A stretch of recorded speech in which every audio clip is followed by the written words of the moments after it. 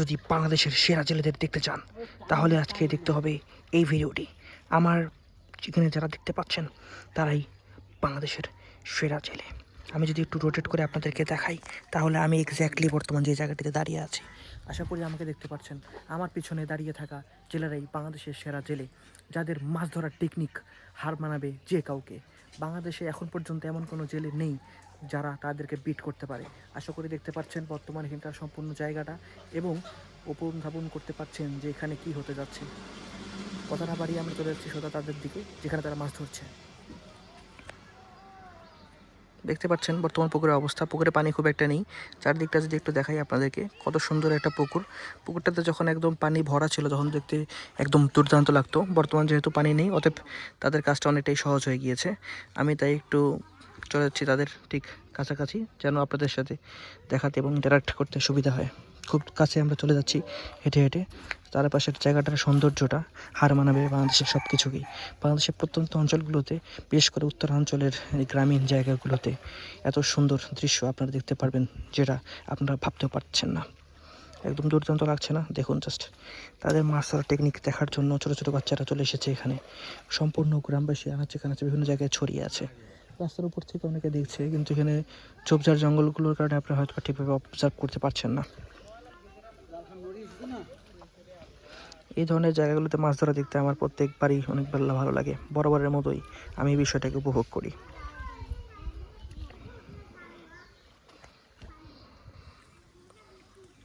আশা করি আপনারা বর্তমানে দেখতে পাচ্ছেন যে আমার পিছনের জায়গাটা, এখানে প্রচুর গাছ, ঝোপঝাড়, জঙ্গল অনেক কিছুই আছে। আসলে গ্রামের পুকুরগুলোতে এমনটাই হয়ে থাকে। আর গ্রামের যে পুকুরের আশপাশ অনেকগুলো বাড়ি ঝোপঝাড় থাকে, যেমনটা আপনারা ইতিমধ্যে অবজার্ভ করেছেন। আর মূলত এই ডোবা বা পুকুরগুলো বসতির মাঝামাঝি জায়গাগুলোতেই হয়। কিছু ক্ষেত্রে দেখা যায় যে কৃষি জমির মাঝখানে, কিন্তু খুব একটা থাকে না, কারণ কৃষি প্রধানই হয় গ্রাম অঞ্চলগুলো সচরাচর।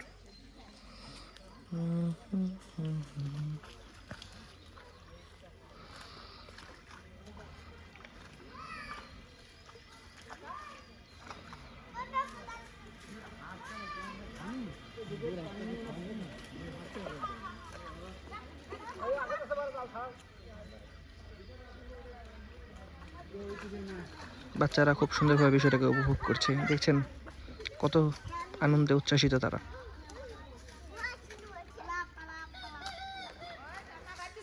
দেখেছেন হোয়াইট অ্যাঙ্গেল ভিউটা কত দুর্দান্ত লাগছে।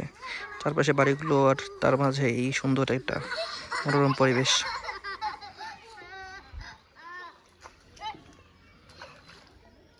আমি যদি এই সাইডে দেখাই তাহলে এই সাইডে দেখতে পাচ্ছেন যে উপর থেকেও মাছ ধরে দিচ্ছে অনেকেই।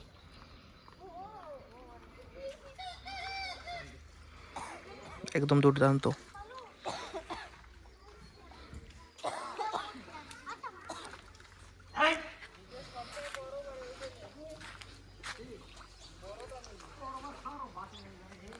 বর্তমানে হেঁটে হেঁটে চলে যাচ্ছি সামনের দিকে।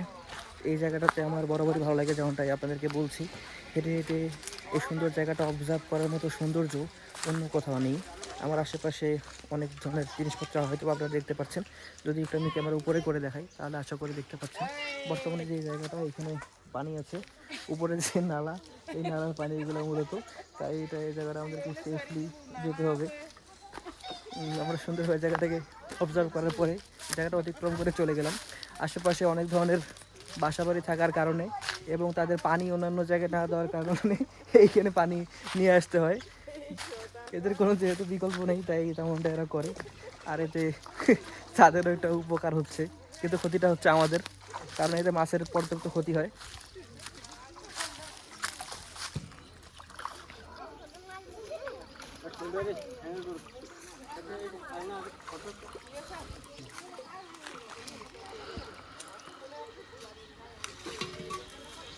এখানে একটা কচি কাচার মেলা আমরা দেখতে পাচ্ছি।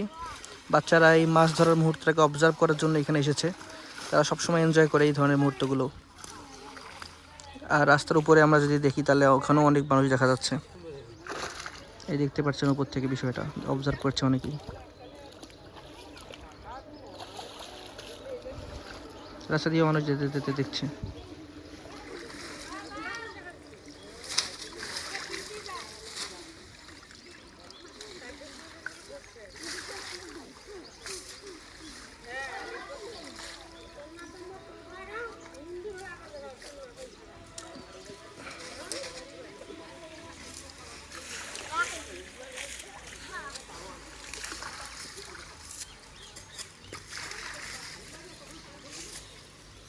এই মুহূর্তগুলো বরাবরই সুন্দর হয়। আর আজকে খুব একটা সময় লাগবে না, কারণ পুকুরে পানি কম আছে, তাই খুব দ্রুতই মূলত জাল টানা হয়ে যাচ্ছে। এবং জাল টানা থেকে মাছ তোলা অবধি পুকুরে পানি যখন ভর্তি থাকে যতটা সময় লাগে তার অর্ধেকেরও কম সময় হয়ে যাচ্ছে। আমি এমনও সময় আছে যেখানে মোটামুটি আধা ঘন্টা ধরে ভিডিও রেকর্ড করেছি, তারপরও মাছ তোলা প্রায় শেষ হতেই চাইতো না।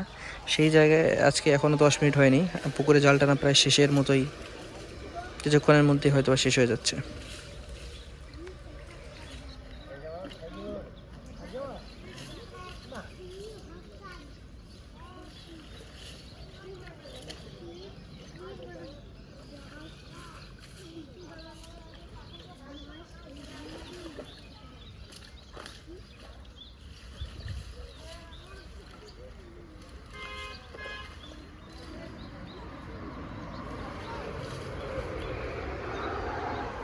যেমনটাই বলেছি যে এখানে মোটামুটি অনেকেই তাদের বাসাবাড়ির পানিগুলো ফেলে। এই দেখতে পাচ্ছেন এখানে আরেকটা ড্রেন।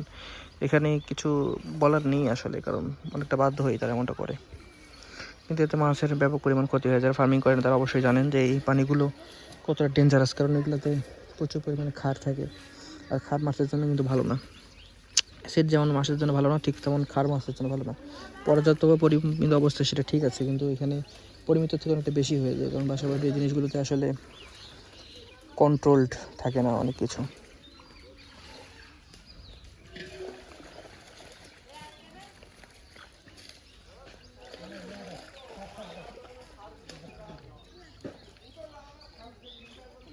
আমরা এখন একটু কাছে গিয়ে দেখার চেষ্টা করব যে এখানে বর্তমানে কিসের জাল টানা যাতে শেষ হয়ে গেছে, কন্ডিশন কেমন।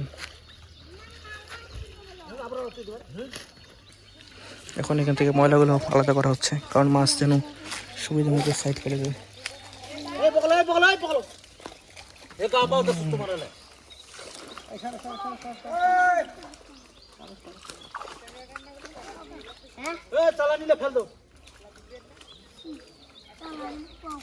উপরে অনেক মাছ চলে এসছে এই ময়লাগুলোর সাথে, সেগুলো আবার পুকুরে ফেলে দেওয়া হচ্ছে। এই শিশুটা অনেকটা এরকম আচরণ করে মাঝে মধ্যে। দেখি মাছের কি অবস্থা। মাছ মোটামুটি ভালো পরিমাণেই আছে। কয়েক মাস আগে শীতের মৌসুম ছিল, ঠান্ডায় মাছগুলো খুব একটা বড় হতে পারেনি।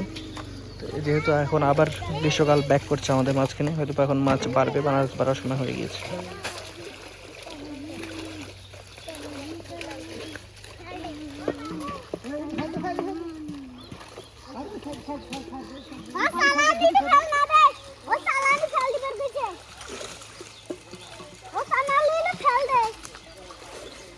ফেলতে ফেলতে ও সে সুন্দরভাবে মাছটাকে ফেলে দিল পুকুরে।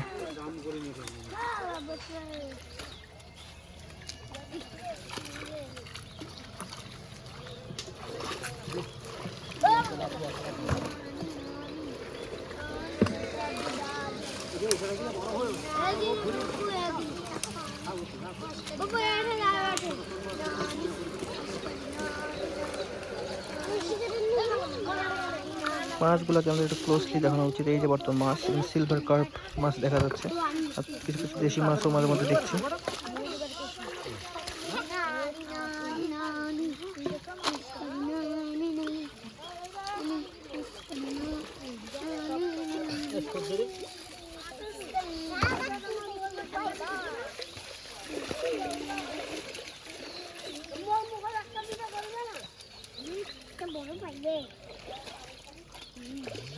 এখন ময়লাগুলো আলাদা ঠিকভাবে করা হয়নি, ময়লাগুলো ঠিক আলাদা করলে হয়তো একটু পরিমাণে বেশি মাছ দেখতে পারবো।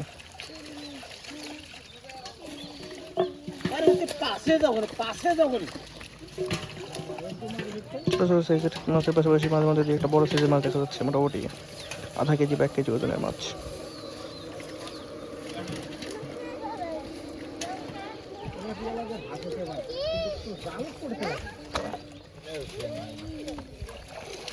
একটু ক্লোজ রেঞ্জে যদি দেখাই মাছগুলো,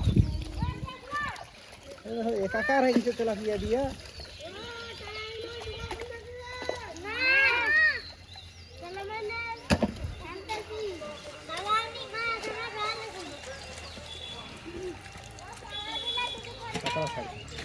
এভাবে দেখতে দুর্দান্ত লাগছে।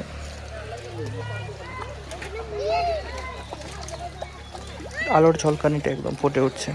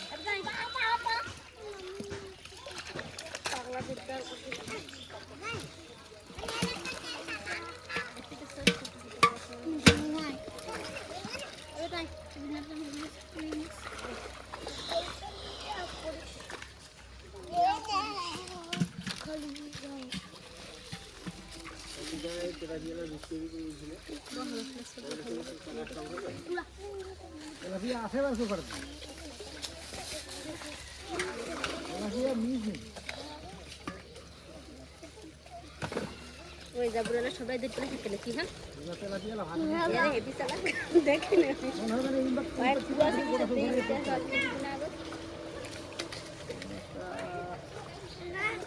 তো খা পাইলে কোনো খা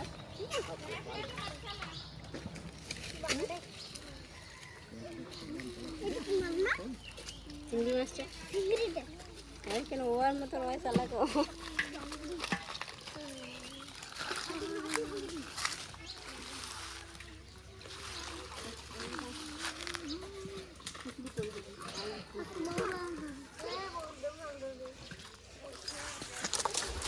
এক্স্যাক্টলি আমার ঠিক পিছনে পুকুর থেকে জাল টেনে মাছ তোলার কার্যক্রম প্রায় শেষের দিকে। এখানে কয়েক ধাপে মাছটা একদম বাজারজাতকরণ করা হয়। শুরুতে জালটা গুটানো হয়, যদি একের অধিক জালের প্রয়োজন পড়ে তাহলে দুটো জাল একসাথে সুতো দিয়ে সেলাই করে একখানে রাখা হয় এবং তারপরে সেটাকে পুকুরে নামানোর জন্য প্রস্তুত করা হয় এবং পুকুরের দুই ধার দিয়ে জালটাকে নামানো হয়। জালটা পুরো পুকুরটা ক্যাপচার করার পরে একটা রাউন্ড শেপে আনা হয় এবং জালটাকে ঘিরার পরে জালটা দু পার্ট একখানে করে জালটা ঝাড়ি দিয়ে মাছগুলো সব একখানে করা হয়। পরে যেই ময়লাগুলো থাকে সেগুলো আলাদা করা হয় এবং সেটাকে পরে পাত্রতে নেওয়া হয় এবং সেই পাত্র থেকে পরিমাপ করে তারপরে ওজন দিয়ে বাজারজাতকরণ করা হয়। এটাই মূলত এটার ফুল প্রসেস, যেটা আমি আমার একাধিক ভিডিওতে দেখিয়েছি। আজকে ভিডিওতেও ক্যাপচার করার চেষ্টা করছি, দেখি কতটুকু ক্যাপচার করতে পারি। দেখতে পাচ্ছেন বর্তমানে যে মোটামুটি প্রায় শেষের দিকে চলে এসেছে আমাদের যে মাছ উত্তোলন প্রক্রিয়া।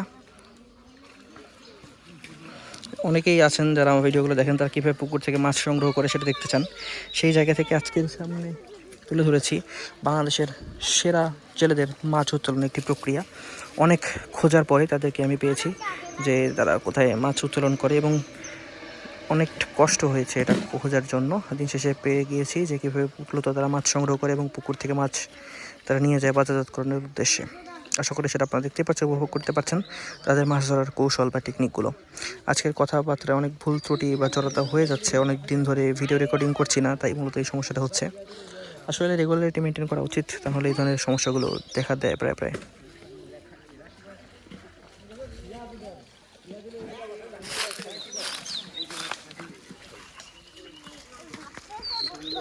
দেখতে পাচ্ছেন মোটামুটি মাছের কন্ডিশন, আশেপাশে অনেক মানুষের ভিড়, সাথে হাঁসগুলো খেলা করছে পুকুরে।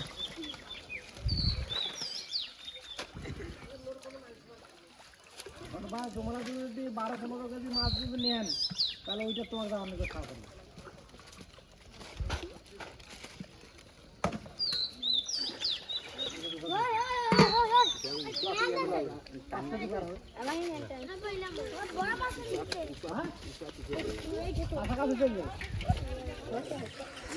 আজকের মতো এই পুকুর থেকে মাছ উত্তোলন প্রক্রিয়া প্রায় শেষ। খুব একটা বেশি মাছ পাওয়া যায়নি আজকে। তো এখানে দেখতে পাচ্ছি কিছু মাছ, আর সামনে আর কিছু মাছ, খুবই কম মাছের পরিমাণটা।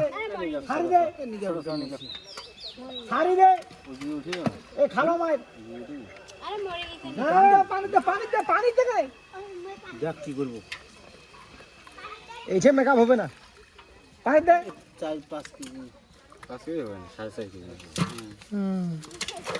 তো ওইটা একটা কোন টান দিলে হ্যাঁ এইটা মেকআপ হবে, এইটা মেকআপ হবে না। এইটা পানি আরো কমিলে 5-7 কেজি মাছ হলে তাও হ্যাঁ 6-7 কেজি। আজকে আমাদের এই পুকুরে পর্যাপ্ত পরিমাণ মাছ পাওয়া গেল না। একটা ব্যর্থতা নিয়েই শেষ করছি আজকের ভিডিওটি। যারা দেখেছেন আশা করি ভালো লেগেছে। যদি ভালো লেগে থাকে আমাদের সাথে থাকবেন। আসসালামু আলাইকুম।